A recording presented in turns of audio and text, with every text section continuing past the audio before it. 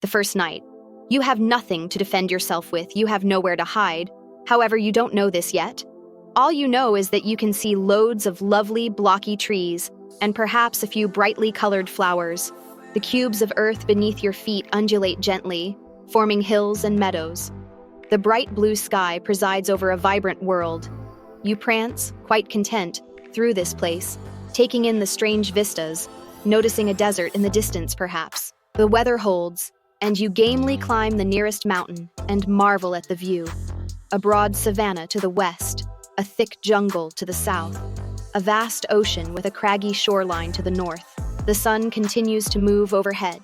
You see a cave in the craggy mountainsides and explore it for a while, finding nothing more than a few black specks in the rock that look a little like coal. Emerging from the cave, back into the sun, you realize that it is now evening.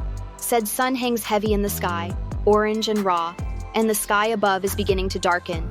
It will be night soon. You begin to feel anxious. All of your roaming around was lots of fun, but now it's nearly dark.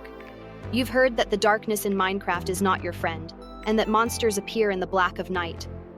The sun continues to sink, digging into the horizon. It hovers for a moment, and is then gone. Darkness envelops the landscape, and suddenly the inviting land around you seems alien and strange. Odd noises emanate from the jungle. Shapes are moving on the gray sands of the desert. You stand on your hillside perch, and you panic.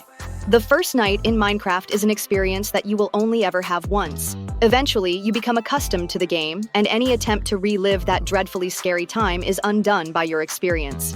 But it shapes the player, and most Minecrafters will recall their first night with relish. Mine was spent in a makeshift hovel, made from wooden planks in the middle of swampland. Luckily, I had figured out how to punch trees to gain log blocks quite quickly, and had crafted planks from the logs. I had just enough to build a 2x2x2 hut that enclosed me totally. I had no torches, so no source of light. I didn't manage to get the wool together for a bed for about another in-game week. So I sat in my pathetic hut all night, listening to the moans of zombies as they swarmed around me, with only a thin wall of wood to protect me. Being totally unencumbered by weapons or armor, I was the epitome of vulnerability. If they'd somehow managed to gain entrance, I would have died a scary death. I stayed in the hut for around 3 to 4 nights as I explored the area and gathered resources, and each night was the same. Tedious yet strangely thrilling, like I was experiencing firsthand the thrills of being the main. But before long, you will have a secure, well-defended homestead out in the wilds with farmland, storage space, domesticated animals, and interior design. That's the beauty of the game. You get better and end up leading a comfortable and safe lifestyle. You no longer fear the monsters of night, as you have a diamond sword and enchanted armor, so you focus on aesthetics and making your home a beautiful sight, adding wholly unnecessary turrets and flourishes, all to please your eye for architectural glory. It is a microcosm of human experience, mirroring the birth of culture once the immediate dangers of starvation and being prey to toothy predators had been held at bay for good. Your home towers, cathedral-like in its splendor. The surrounding land is tamed and landscaped with great oaks and hedgerows. You add stables, barns, outbuildings. You expend once valuable wool on trivial fripperies like picture frames and carpets, flags and portraits. Your home is awash with color and design. Diamonds, once so vital, are now in strong supply as you expand your mining operations. So you create a throne built of blocks of the precious stones. Soon, a huge stock of redstone thrusts you into the industrial era. Now application and efficiency are key. You begin working on train networks, webs of railway lines threading between your quarries, mines, and forests. You begin to create large-scale smelters using the myriad tools available. Now you can craft whole stacks of iron bars in moments.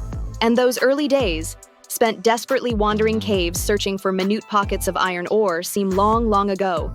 You now have so much material that you no longer know what to do with it, so you make pointless diversions, crafted from various rare blocks, just for something to do.